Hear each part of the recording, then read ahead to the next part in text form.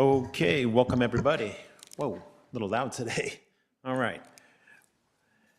We are calling to order the Palm Desert City Council study session for Thursday, March 26, 2026. And we will start with item 2A, an update on the dining deck program. And Mr. Mayor, I just wanted to note for the record that Councilmember Quintanilla is not present today. Very good, thank you. Thank you, Honorable Mayor, members of the City Council. Carlos Flores, Development Services, here to present an update on our dining deck program.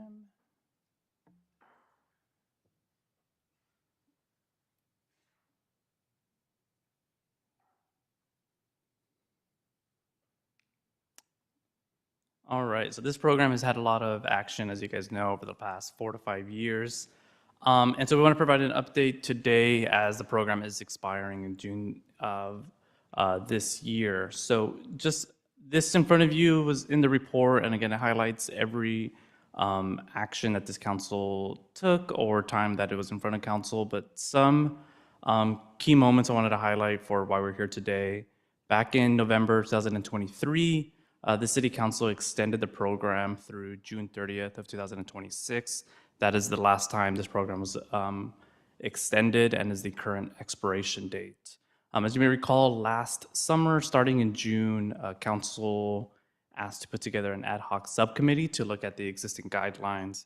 At that time, in discussion with staff and the subcommittee, updated guidelines were presented to Council that would remove the decks from the street and on El Paseo and instead only allow for temporary sidewalks. That update was not approved, and the direction from this council was that we would continue as existing, but with no guarantee of any extension of the program past the June 30th, 2026 expiration date.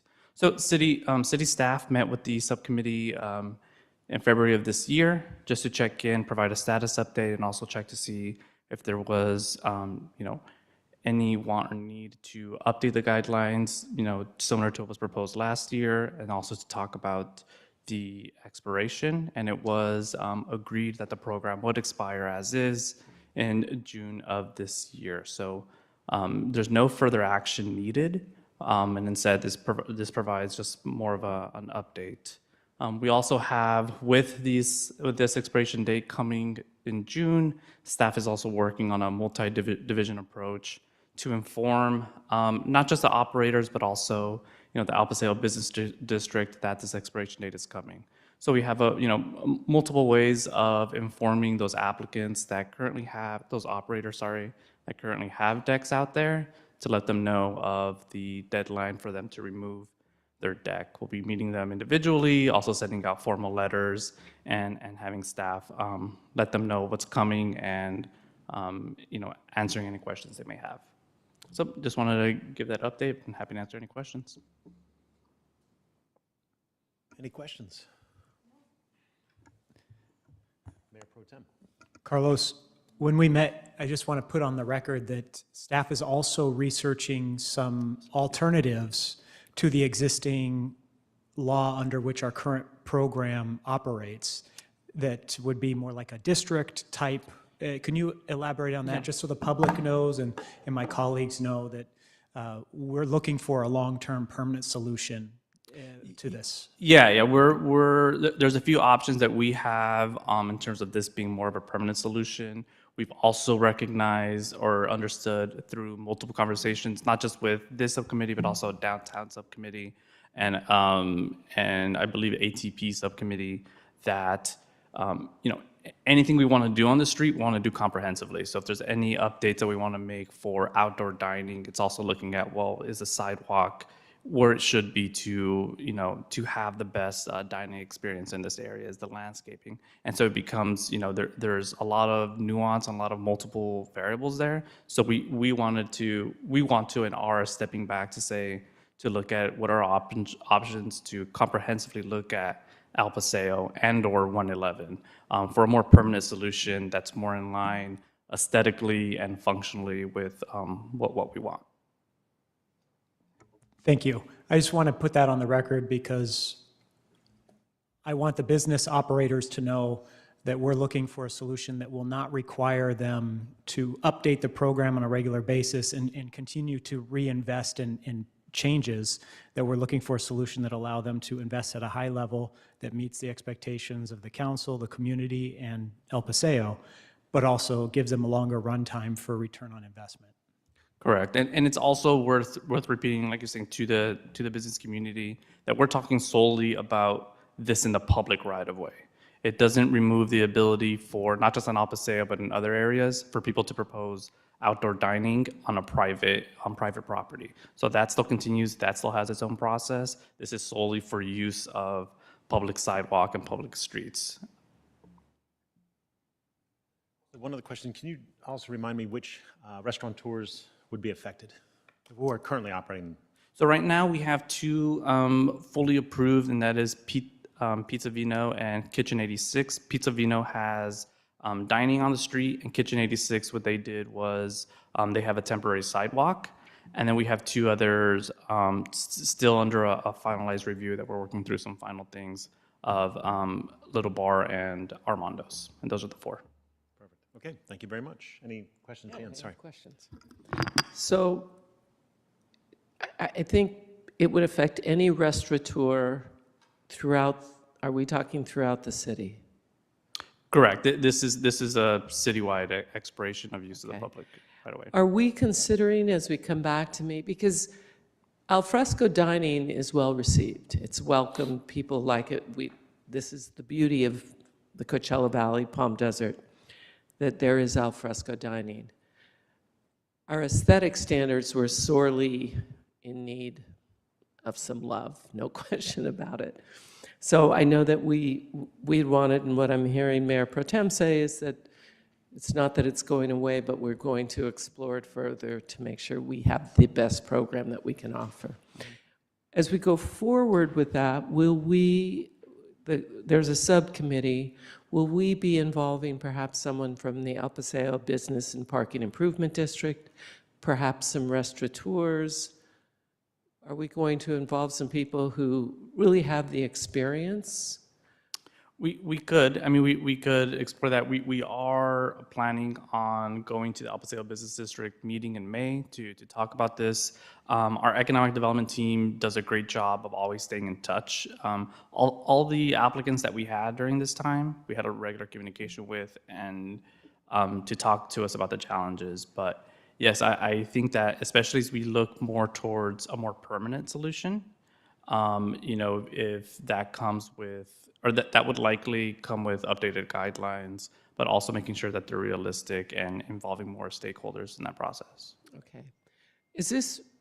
Will the restaurateurs who have the outdoor dining, the dining decks now, are they going to be surprised when they hear about this? Or have they been kept somewhat updated in the process? They have been kept updated, and actually when, after August, when the decision was made that we're going to keep the existing guidelines, but it was very clear from this council that there was no guarantee that the program extends beyond June on the temporary basis.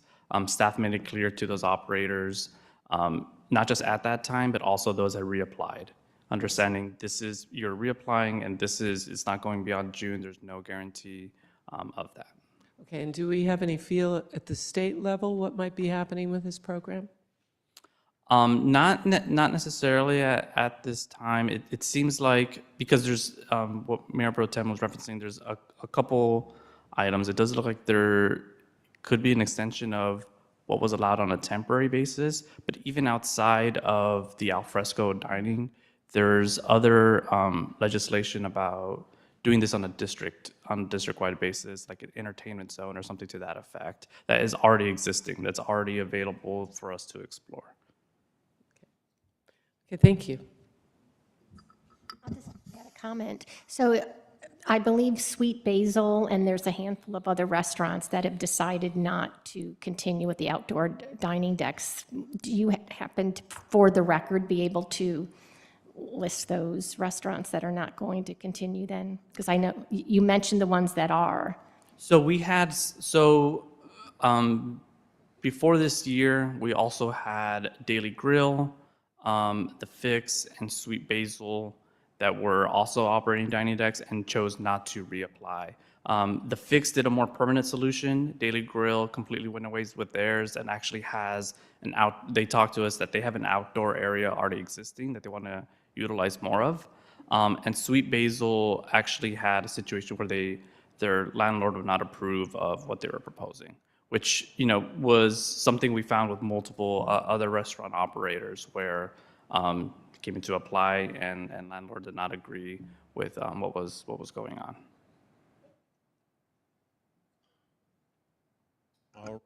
Thank you, Mr. Flores. And next, we have item 2B, which is an overview and request for direction on park improvement projects. And who will be presenting? Good afternoon, Mr. Mayor, City Council. I was waiting for the clicker here. I'm Randy Chavez. I'm the Director of Public Works. So today's objective is to provide clarity on the current process and present recommended enhancements to improve efficiency and decision-making on our park improvement projects.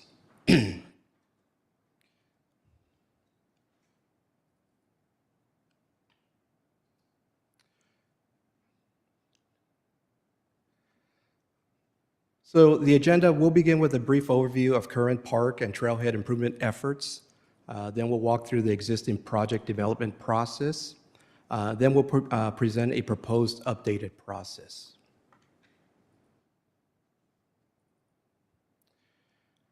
Just some background information. The city awarded 5 engineering and design agreements to support improvements at 7 parks and trailhead locations. And the reason this project came to fruition was because many of the city's aging playground equipment needed to be replaced, and staff identified wanted to create a replacement program. While evaluating the playground upgrades, staff identified opportunities for broader park enhancements, including amenities and trail improvements. These opportunities, or what we'll refer to later on as initial improvement considerations, have been developed for each location. And one thing to note, 2 park design concepts are currently more advanced in development, and public engagement has already been conducted for these 2 parks to ensure the community priorities are identified.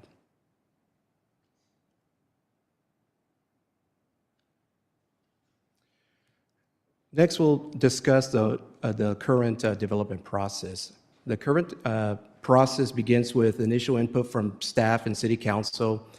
This is followed by concept planning, where draft concepts are developed and reviewed. Public engagement is conducted based on the scope and complexity of the project. The project is then presented to an appointed body for feedback.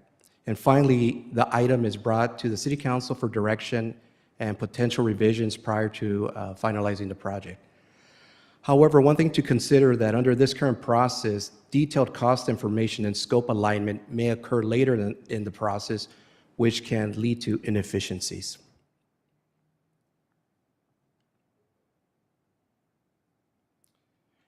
So staff is bringing forth this revised development process to the City Council to get some information and feedback. The proposed process introduces an earlier City Council review step. During concept planning, staff will develop schematic designs along with preliminary cost estimates.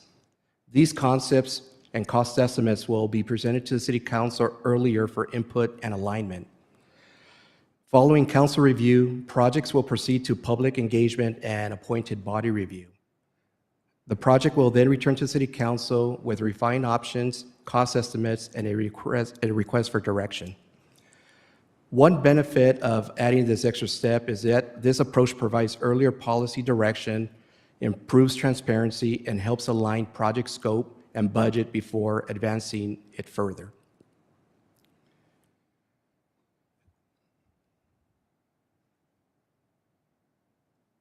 So the next step, staff will assess optional improvements or these a la carte enhancements aside from the playground equipment that needs at each location. We'll bring that back along with a preliminary cost estimate to the city council to review the scope and to consider the budget and receive direction.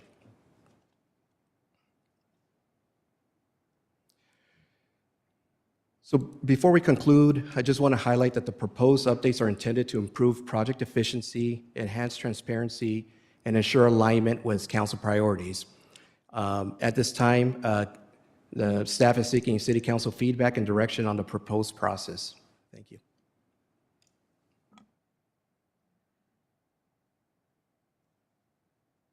Okay, good. All right, perfect. Any questions from my colleagues? I do have a, go ahead. Yeah, I've got more of a comment, really. If anybody has questions first, all good? Okay.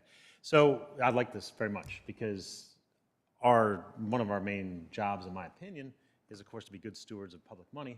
And when you start spending millions of dollars potentially on design without knowing what construction costs will be, and then we get to the construction cost estimates after we've already spent millions on design, that to me is money wasted. I'd rather, before we even approved going forward with spending on design, to know some potential construction costs. So I love adding step 3.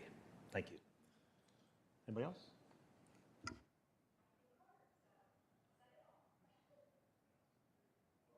Sounds like we're all in agreement. And I guess we'll move forward with adopting that process. Thank you. Okie doke, terrific. We are on to item number 2. Oh, beg your pardon. Sorry, here we go. I got all my papers here. Okay, sorry. On to, oh no, the pen again. Sorry, thank you.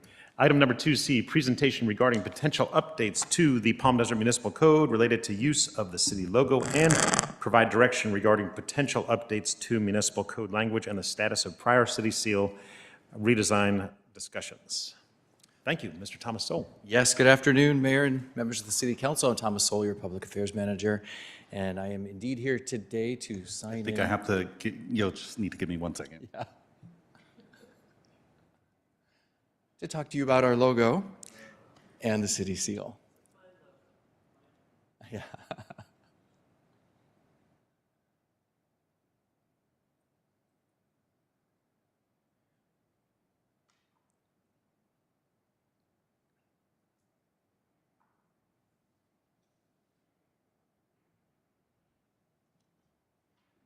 There's nothing like working on technical difficulties while everyone's watching and waiting.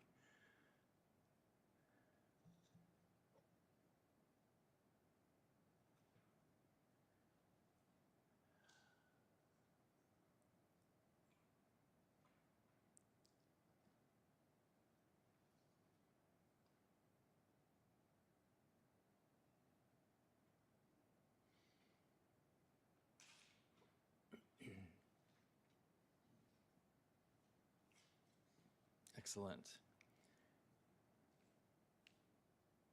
Oop. So today's objectives are to give you an update about some work that we want to do with the city logo to update the municipal code regarding that logo, and then to request direction from the council about moving forward with the city seal. So just as a refresher, on the left we have the original city seal, which is the official symbol of the city that's codified in the municipal code. We use that for official documents and official uses. On the right, you see the city logo, which is our brand identity. And that was developed more than 10 years ago, primarily for tourism purposes, tourism marketing, and kind of building a tourism brand for the city. But over the past decade, we've been incorporating it more and more into non-official city uses. A good example is the shirt that I've got on. We use it as our screensaver here. So the use has been expanding, and that raised some concerns. So the city seal is protected by our municipal code that kind of documents how people can use it or cannot use it, and it has protection that way. We don't have any such protection for the city logo, and so we decided that as we're using it more and more, as it's becoming more visible, that it was time to codify this in the municipal code and get some language in there about how it can be used, who can use it, that sort of thing. It seemed like the right time to do that. The section of the municipal code that would live in also relates to the city seal, which brought up an issue about the seal.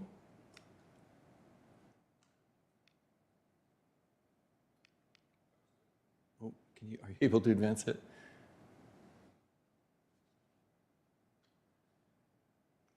There we go. Oh. So to refresh your memories, in 2023, council asked us to take a look at refreshing the city seal, kind of updating it. And so at that time, we engaged a designer to come up with some options for that. It turned out that updating the city seal was a very fine line and quite challenging. And so none of the designs that came from that really met with agreement and were not proposed to the city council for any kind of formal action. So following that, in 2025, we pursued a kind of a contest. We got a local group of designers, graphic designers and artists to act as an advisory committee, and through them and their contacts, we put out the word to all the art schools in Southern California and all the universities that had art programs, and requested students to send us to enter this contest to help us redesign the logo. And that was a fairly extensive process, but none of the submissions from that process were forwarded to City Council for consideration either. So at this point, we've had no concepts were promoted to the council. We haven't spent any money on this project, but we're at a point where we could begin another iteration, which would be an RFQ this time for artists through a nationwide and international platform, seeking requests for qualifications. We could narrow that down and then choose some finalists, ask them to create selections at that point that we can then present for a public vote. There could be a whole process around that. But the question is, does council want us to continue with that or not? So the direction that I'm requesting here is either to, and the reason that this comes up is that they're both mentioned in the same part of the municipal code. So if we're updating the code, it would be easier to do them both at one time if we're going to change the seal. If we're not changing the seal, we'll just move forward with the logo language on that. So I'd like to, I'm happy to answer any questions you have about the logo or the seal, and then get your direction on how to proceed. Any questions? Okay, so currently, where is the seal used? Or where it has to be used? In other words? Official city documents, so oaths of office, we use it for proclamations, but typically your official documents. We have an embosser that we use for the certification of resolutions, ordinances, documents like that.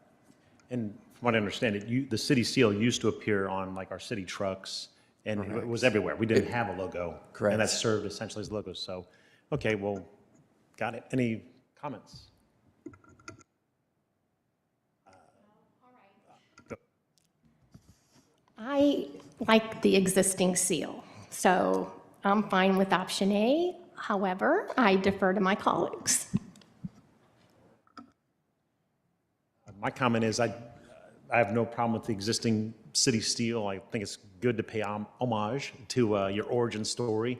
I kind of like that. It feels like 1973 when the city was founded. It has that feel to it. I like it. But I think it is important that we formally codify where and when it's used and what distinguishes the seal from the logo. So yeah, I would not touch it and just formalize the code to reflect where we're using it.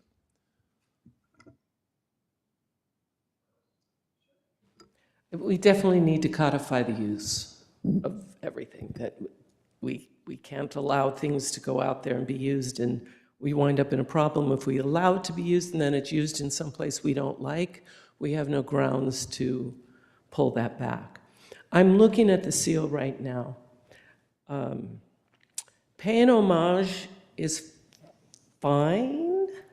This is a pretty not reflective of our community, let me say that. And I had a notable experience, and I was in Sacramento at our Assembly District office, so for the 47th District. And what I noted in it, it kind of jumped out at me, and I'd never really noticed it before, is that out of all of the seals in the 47th district, there are no people in any of them, or clip art sticks, like this is clip art stuff, in any of them.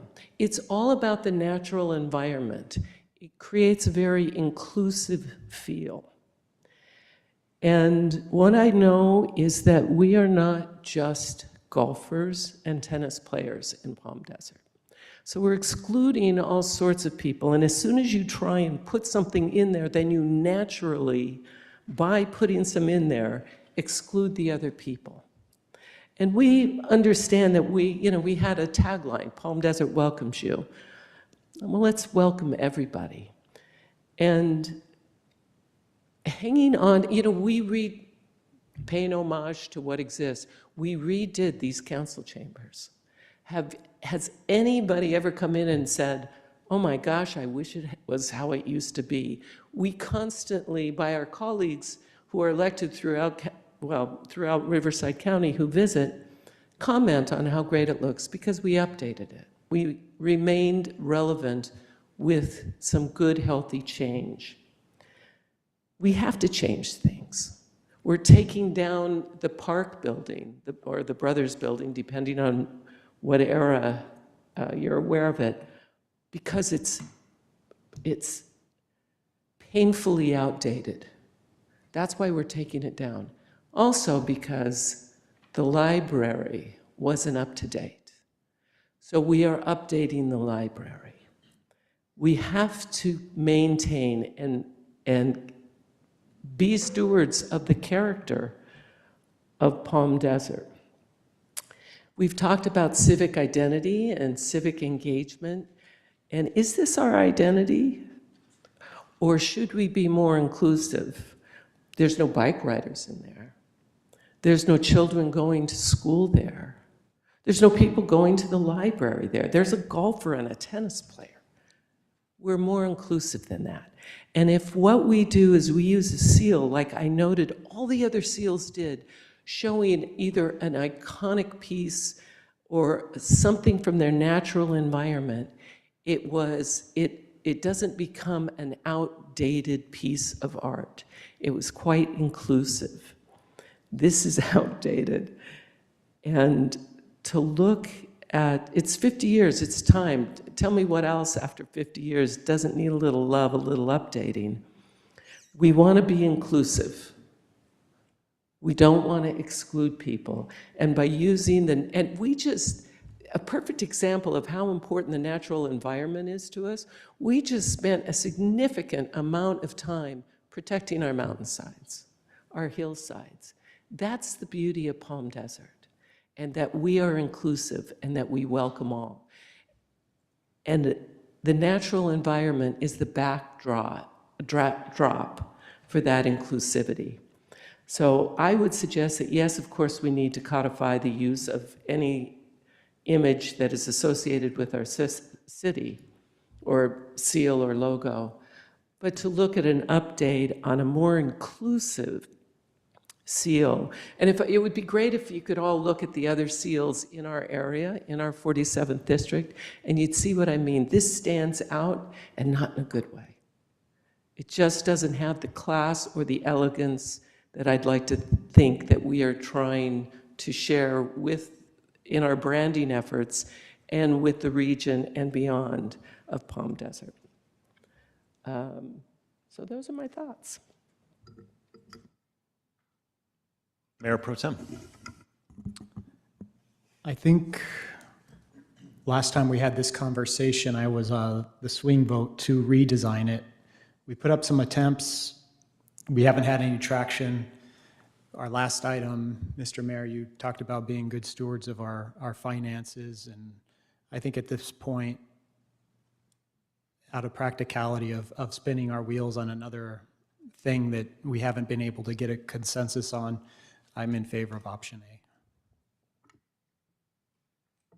A. Do we have direction? All good? I have more to say. There are times to invest in your investment. We're spending how much on a library because we wanted to update it. This is not a good reflection of our city. Are we only golfers and tennis players with a bighorn sheep looking over us, watching? This is clip art, and it looks dated. It doesn't share the character and elegance of Palm Desert. We've spent a lot of money on a lot of things. You were ready to take the Historical Society under the wing of the city. We shouldn't be, there are things we should not spend money on. There's no question about it. But this is an investment in the branding, in the character of who this city is. That's my feeling. All right, very good. That concludes the study session. Perfect timing. We'll move on to closed session. All right.